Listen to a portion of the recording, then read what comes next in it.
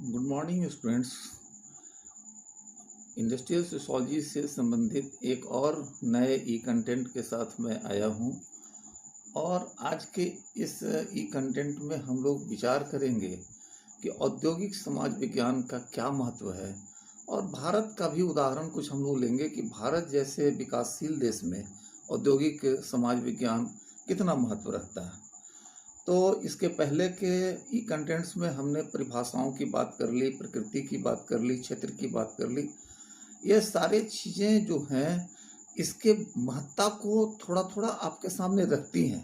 हम परिभाषाओं से भी इसके महत्व को समझ सकते हैं और इसके विषय वस्तु से भी इसके महत्व को समझ सकते हैं। हमने विषय वस्तु को बताने के दौरान आपसे बात की थी कि यह हर उस इंडस्ट्रियल रिलेशंस की चर्चा करता है या उसका गहराई से अध्ययन करता है जिसकी मदद से उद्योगों के अंदर शांति बनी रहे, उद्योगों के अंदर उत्पादकता बढ़े, उद्योगों के अंदर तनाव घटे। ये सारी इसकी जो है महत्ताएं हैं। इसकी चर्चा आपको हमने पहले भी कर ली है। आज हम कुछ और नई बातों की बात करेंगे क्योंकि आपको अगर एग्जामिनेशन में हो सकता है कि इसके महत्व की भी बात की जाए, शॉर्ट नोट्स वगैरह में तो जरूर पूछा जा सकता है। तो सबसे पहला जो महत्व है वह है कि यह मानव के जो ज्ञान पिपासा है, जो ज्ञान पाने की जो इच्छा है, आकांक्षा है, उसको पूरा करता है। क्योंकि मनुष्य जो है वह लगातार नई चीज़ों को जानने की कोशिश करता रहता है। अब अगर किसी कारखाने के अंदर कोई तनाव चल रहा है तो उस तनाव का वास्तविक कारण क्या है, अल्टीमेट फैक्टर क्या है, इसको समझने की पूरी तरह से वो कोशिश करता रहता है। और चूँकि अलग अलग समाजों में हो सकता है अलग अलग कारण हो, दुनिया में तरह तरह के देश हैं, कुछ विकसित देश हैं, वहाँ अलग तरह के कारण इसमें हों और फिर विकासशील देशों में अलग कारण हो। तो इसका लगातार अध्ययन करना और अपने ज्ञान को बढ़ाना ये औद्योगिक समाज विज्ञानियों को बराबर पसंद आता रहा है या बराबर उनके लिए चुनौती बना रहता है। क्योंकि कई बार वो विकसित समाज का जब अध्ययन करके कोई नियम बनाते हैं तो वो विकासशील देशों पर वो लागू नहीं हो पाता है और इसलिए उनको दोबारा अध्ययन करना पड़ता है। तो इस तरह से यह लगातार मनुष्यों के ज्ञान में वृद्धि में सहायक होता है। तो ये पहला आप ये पॉइंट आप याद रखिएगा कि यह ह्यूमन नॉलेज को कारखानों के संबंध में और वहाँ के ह्यूमन रिलेशंस के संबंध में यह नया ऑलवेज नया नॉलेज को इन्हेंस करने में मदद करता रहता है। इसके अलावा यह वैज्ञानिक ज्ञान इंडस्ट्रीज के बारे में और इंडस्ट्रियल सोसाइटी के बारे में वह साइंटिफिक नॉलेज को भी इन्हेंस करता है। क्योंकि आज का जो समाज होता है वो उसमें ज़्यादातर समाज जो है वो इंडस्ट्रियल सोसाइटी के अंतर्गत आता है। भारत तो वैसे विकासशील देश है और कहा जाता है कि कृषि प्रधान देश है, लेकिन यहाँ के समाज का भी कोई हिस्सा ऐसा नहीं बचा है जो किसी न किसी उद्योग से संबंधित ना हो या उद्योग से प्रभावित ना हो। तो औद्योगिक समाज विज्ञान औद्योगिक समाज की संस्थाओं, सामाजिक नियंत्रण, सामाजिक परिवर्तन, गतिशीलता, अंतःक्रिया, समस्याओं तथा उसके सुझाव आदि का वैज्ञानिक अध्ययन करता है। तो ये होलिस्टिक अध्ययन की ओर ले जा रहा है, माने इंडस्ट्रियल सोसाइटी का एक कंप्लीट और होलिस्टिक स्टडी इसके माध्यम से होता है और यह तरह तरह की भविष्यवाणियां करने में इसके माध्यम से वो सक्षम होता है। तीसरा जो इसका सबसे ज़्यादा महत्वपूर्ण पॉइंट है वह है कि यह औद्योगिक समस्याओं के निराकरण में मदद करता है। आपको मालूम होगा कि इंडस्ट्रीज का औद्योगिक क्रांति के ज़माने से ही जैसे ही इंडस्ट्रीज बनी वो तरह तरह का जो है वहाँ प्रॉब्लम शुरू हो गया, जैसे कि श्रमिकों से संबंधित समस्या, श्रमिकों के शोषण की समस्या, श्रमिकों के नौकरी की सुरक्षा, उनके लिए आराम की व्यवस्था, उनके लिए आवास की व्यवस्था, उनके बच्चों की देखरेख, उनके परिवार की देखरेख और मतलब सैकड़ों प्रॉब्लम्स हैं। और ये सैकड़ों प्रॉब्लम्स को वो अपने अध्ययन से वो रिजॉल्व करने का लगातार कोशिश करता रहता है। तो ये बराबर इस बात के लिए प्रयासरत रहता है कि उद्योगों के अंदर जैसे ही कोई नई समस्या उत्पन्न हो तो वह उसको रिजॉल्व करे। अभी आपको बता दें कि अब 2020 चल रहा है, अभी उद्योगों के समक्ष सबसे बड़ी समस्या क्या है? आपसे अगर सवाल पूछा जाए तो आज के उद्योगों के सामने सबसे बड़ी चुनौती क्या है? अभी कोरोना का महामारी चला, अभी बाजार में डिमांड कम हो गया, तो मंदी की समस्या है। तो ये जो विषय है वह मंदी और उसके संभावित कारण और निराकरण के बारे में भी सुझाव देने का प्रयास करता है। तो ये समसामयिक समस्याओं, जैसे अभी कोरोना है समस्या आई, तो समसामयिक समस्याओं का भी अध्ययन करता है। कुछ समस्याएं अस्थायी होती हैं, उनका भी जो है वह बेहतर से बेहतर जो है निराकरण की ओर ले जाने का प्रयास करता है। नेक्स्ट है कि यह स्टेबिलिटी लाने का प्रयास करता है, इंडस्ट्रियल सोसाइटी में स्टेबिलिटी लाने का, क्योंकि आपको मालूम है कि इंडस्ट्रियल सोसाइटी को एक वाइब्रेंट सोसाइटी कहा जाता है। वहाँ बराबर उबलता रहता है, कुछ ना कुछ होता रहता है। तो लेकिन ज़्यादा जो है वह वहाँ अस्थिरता को जन्म देता है, ज़्यादा जो उछाल है वह अस्थिरता को जन्म देता है। तो इस कारण से उसको सुव्यवस्थित करना, कैसे उसको स्टेबल बनाना, क्योंकि आप देखे होंगे कि इंडस्ट्रियल सोसाइटी का भी रूप लगातार बदलता रहता है। कारखाने रोज बंद होते रहते हैं, नए कारखाने खुलते रहते हैं, लोगों को छटनी हो जाती है, फिर नए लोग रिक्रूट होते हैं। अभी हाल फिलहाल में आपको मालूम होगा कि भारत की कई बड़ी एयरलाइंस कंपनी जो है वह बंद हो गई, उसमें से सैकड़ों हजारों लोग वो बेकार हो गए। आपको और भी सेक्टर्स हैं, वो भी कई बार ऑटोमोबाइल सेक्टर से लोगों को छांटा जाता है। तो ये एक वाइब्रेंट सेक्टर है, यहाँ लगातार कुछ न कुछ बदलता रहता है। और तो वहाँ पर ऐसे सारे उपायों और पॉसिबिलिटीज पर वो फोकस करता है और ध्यान देता है और उसको सॉल्व करके रिजॉल्व करके लाता है कि उसमें अपेक्षाकृत जो है स्थिरता बनी रहे। क्योंकि कोई भी कारखाना का मालिक नहीं चाहेगा कि रोज रोज वो नई नई चुनौतियों को झेले और रोज अपना कर्मचारी बदले, रोज प्रोडक्ट बदले, है ना। अभी देखो कि अभी स्थितियाँ क्या है, आप मोबाइल एक बार खरीदते हैं और कंपनियां एक बार मोबाइल बिकता है तो वो नया उसका सेगमेंट जो है नया उसका फीचर्स के साथ लाने का प्रयास करने लगता है, ताकि वो बाजार में टिका रहे। चूँकि उनकी मजबूरी है, अगर वो नहीं लाएंगे तो कोई और लाएगा और फिर जो है वो आप वो सिस्टम से बाहर हो जाएंगे। तो इन सब से कैसे निपटारा हो। पहले कंपनियों में जब नौकरी कोई करता था तो वो नौकरी चलती थी 20 साल, 30 साल, 40 साल, उसी में लोग बूढ़ा होते थे, रिटायर होते थे। आज पता चलता है कि 35 साल, 40 साल के बाद लड़के बाहर हो जाते हैं। काम पकड़ा 25 साल में, 35 साल में बाहर हो गए। तो ये सब जो है न इम्प्लाइज वहाँ अस्थायी हैं, न कारखाने अस्थायी हैं, न सरकार के साथ उसका रिलेशन अस्थायी है, सब कुछ गड़बड़ सड़बड़ स्थिति में है। तो इन सबको कैसे रोका जाए और कैसे इस औद्योगिक विघटन पर रोक लगाया जाए, उसके इम्प्लाइज के विघटन पर रोक लगाया जाए। आज आपको मालूम है सुसाइड का दर बढ़ जाता है, जरा सा कारखानों में मंदी आती है, रेट ऑफ सुसाइड बढ़ जाता है। तो ये सब चीज़ों को गहराई से और सूक्ष्मता से अध्ययन करने के ऊपर भी ये फोकस करता है। इसके साथ साथ जो है वह परिवार और जो सामाजिक संस्थाएं हैं उनके स्वस्थता और हेल्दी रखने में क्या वो मदद कर सकता है। क्योंकि कारखानों का कई बार परिवार पर बुरा असर पड़ता है, बच्चों पर बुरा असर पड़ता है, तो वो उन पर भी अध्ययन करता है कि एक कारखाने का जो है वो क्या दायित्व होना चाहिए फैमिली स्टेबिलिटी में। क्योंकि आपने देखा होगा कि अभी मल्टीनेशनल कॉरपोरेशंस हैं, बहुत सारे ऐसे सेक्टर्स हैं जहाँ लिव इन रिलेशनशिप नया डेवलप हो जाता है। वहाँ लोग शादी करना नहीं चाहते हैं और परिवार में रहना नहीं चाहते हैं, बूढ़े लोगों को साथ नहीं रखना चाहते हैं। तो ऐसा औद्योगिक विकास भी वो किसी देश और समाज के लिए जो है नुकसानदायक होता है। और इसको भी वो चेक करने का लगातार प्रयास करते रहते हैं कि कैसे हम एक अच्छे माहौल को डेवलप करें। मतलब कारखाने के अंदर का तो माहौल अच्छा और उत्पादकता भरा हो ही, साथ ही साथ कारखाने के बाहर जो एम्प्लॉइज हैं और अन्य लोग हैं उनका भी पारिवारिक और सामाजिक दशा बेहतर हो सके, इस पर भी वो फोकस करने का लगातार प्रयास करते रहते हैं। तो ये इसका इम्पोर्टेंट एरिया है।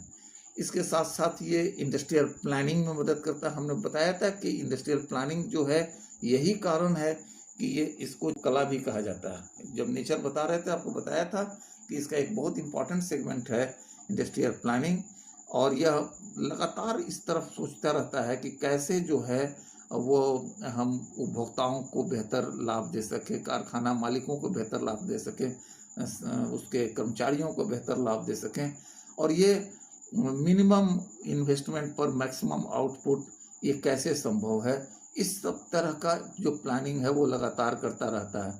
और कैसे जो है आर एन डी टर्म से आप लोग परिचित होंगे, रिसर्च एंड डेवलपमेंट, वो लगातार रिसर्च को प्रमोट करता रहता है, और ऐसा रिसर्च जिससे कारखाने की भलाई हो, लोगों की भलाई हो, लोगों का जीवन आसान हो सके, ये सारी चीज़ें हैं। इसके साथ साथ ये श्रम कल्याण में भी मदद करता है। लगातार जो है वह श्रम कल्याण को बेहतर करने के लिए वह अध्ययन करता है और उपायों को सुझाता है। कि आप देखे होंगे कि इस तरह के अध्ययनों की मदद से ही काम के घंटों को कम किया गया था, फिर औरतों के लिए समान मजदूरी दी गई थी, या फिर इसके अलावा प्रोविडेंट फंड की व्यवस्था, पेंशन की व्यवस्था, ग्रेच्युटी की व्यवस्था। ग्रेच्युटी का मतलब क्या होता है? भविष्य निधि की व्यवस्था, या फिर रिटायरल बेनिफिट की व्यवस्था। ऐसे कई सारे चीज़ें जो हैं वो धीरे धीरे इनकॉर्पोरेट होते गए। भारत में भी आप देखेंगे आपके जो फैक्ट्री एक्ट है 1948 से, उसके बाद लगातार वो बदलाव आता रहता है, और इन्हीं तरह के अध्ययनों के आधार पर वो नए नए अधिनियम बनते रहते हैं, ताकि श्रमिकों का कम से कम नुकसान हो, मालिकों का भी कम से कम नुकसान हो, और इसमें अल्टीमेटली जो है उत्पादकता बढ़े, और ये देश की जो जीडीपी है उसको बढ़ाने में मदद करे। तो ये राष्ट्र की एक अप्रत्यक्ष रूप से कहें तो यह राष्ट्र की प्रगति के संबंध में भी इसका अध्ययन चलता है, क्योंकि औद्योगिक समस्याओं के बढ़ने से राष्ट्र की प्रगति रुकती है। जैसे जिस देश में लगातार हड़तालें चल रही हों, तालाबंदी चल रही हो, तो वहाँ पर उसका जीडीपी कमेगा, उत्पादकता कमेगी, सरकार को टैक्स कम आएगा, सरकार भी जो है वो ठीक से नहीं चल सकेगा। तो एक सरकार चलता है उद्योगों से मिलने वाले टैक्सेज के आधार पर। उद्योग टैक्स कब देते हैं? जब वहाँ स्मूथली उत्पादन होता रहता है, बिक्री होती रहती है, मार्केटिंग सही होता रहता है। तो ये एक चेन है, एक इनपुट आउटपुट का लगातार कंटिन्यूअस चेन होता है, और इस चेन के अंतर्गत ही जो है ये सब चलता रहता है। तो ये इस क्षेत्र में भी जो है वह लगातार वो मदद करता रहता है। यह इसी के सुझावों के अनुसार कई सारे लेबर लॉज बनते रहते हैं। ये कई बार जो है वह और तरह के जो दूर लॉन्ग टर्म प्लानिंग जिसको कहते हैं, उसमें भी वो मदद करता रहता है। तो ये सब एक जनरल है। और भारत के संदर्भ में अगर हम लोग कुछ बात करें तो भारत में भी लगभग यही सारी बातें हैं जो यहाँ भी लागू होती हैं, लगभग उसी तरह से लागू होती हैं, क्योंकि भारत में भी तरह तरह के जो श्रम समस्याएं हैं, कारखानों की समस्याएं हैं, औद्योगिक समस्याएं हैं, उनको जो है वो रिजॉल्व करने में ये कई बार मदद करता है। तो सरकार के लिए भी ये मददगार है, क्योंकि सरकार भी नहीं चाहती है कि यहाँ उद्योगों का विकास रुके, औद्योगिक विकास अवरुद्ध हो, प्रोडक्टिविटी कम हो।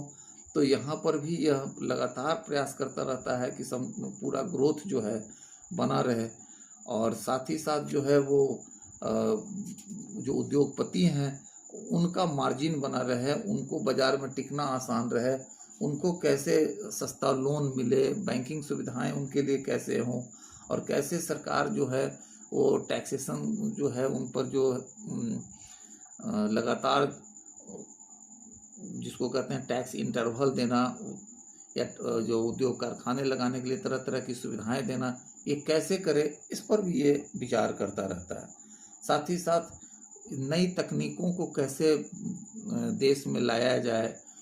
अभी देखो जैसे कि अभी चाइना के साथ रिलेशन जो है थोड़ा गड़बड़ होने के कारण हमारा देश जो है वो एक इम्पॉर्टेंट मोबाइल जैसी चीज़ के उत्पादन में भी वो सोच रहा है कि कैसे उत्पादन करें और कैसे रेगुलराइज करें। इसका विकल्प इसके पास नहीं मिल रहा है। तो यहाँ भी इंडस्ट्रियल प्लानिंग जो है वो लगातार की जा रही है कि ऐसी परिस्थिति में जबकि हम लोग दूसरे देश पर डिपेंड कम से कम हो, और अपने यहाँ जो है मेक इन इंडिया वगैरह जैसी स्कीम्स को प्रमोट करने की बात होती रहती है। तो अब देखो इसमें बहुत सारे एस्पेक्ट हैं। ये उद्योगों में शांति बढ़ाता है, भारत में भी ये सारी बातें लागू हैं। देश विदेश सब जगह पर लगातार ये चीज़ें लागू होती रहती है। सरकार कई बार जो है, इसमें हम आगे पढ़ेंगे कि मध्यस्थ का भी भूमिका अदा करता है। मतलब अगर कारखानों के अंदर कोई प्रॉब्लम चल रहा है तो उसमें सरकार के तरफ से कई मध्यस्थ जो है वो उसमें लगाए जाते हैं और वो इंडस्ट्रियल प्रॉब्लम को सॉल्व करने में, इंडस्ट्रियल डिस्प्यूट्स को सॉल्व करने में मदद करते रहते हैं। और इसके अलावा बहुत तरह के, आप देखेंगे बहुत तरह के योगदान हैं। इंडस्ट्रियल सोशियोलॉजी का जो स्कोप है वो इस तरह से फैलता जा रहा है कि वो सिर्फ उद्योगों तक सीमित नहीं है, बल्कि वह लगातार देश की समस्याओं को और देश के सामने आने वाली चुनौतियों को वो लगातार रिजॉल्व करने का प्रयास करता रहता है। जैसे कि वो रेशनलाइजेशन एक टर्म है, आप पढ़ेंगे आगे कि रेशनलाइजेशन में भी मदद करता है कि जैसे जैसे भारत आगे बढ़ रहा है औद्योगिक रूप से, तो वहाँ पर जो है वो रेशनलाइजेशन होना चाहिए। मतलब ये कि सारा का सारा जो है वो फायदा एक पक्षीय ना हो, वो फायदा जो है उससे जुड़े हुए हर पक्ष को बराबर बंटता रहे। और इसी से संबंधित एक टर्म है कि प्रबंधन में श्रमिकों की भागीदारी को प्रमोट करना। मतलब जो लेबर पार्टिसिपेशन इन मैनेजमेंट, क्योंकि लेबर ऑलवेज पूंजी तो नहीं लगाता है, लेकिन उसके बिना उत्पादन भी नहीं हो सकता है। तो कई बार वो लेबर लोग जिद पर रहेंगे कि हमारा वेतन बढ़ाओ या हमको सुविधाएं दो, तो उनको भी मैनेजमेंट में रखो और देखो कि आपको सुविधाएं देने से कारखाना बचेगा कि नहीं बचेगा।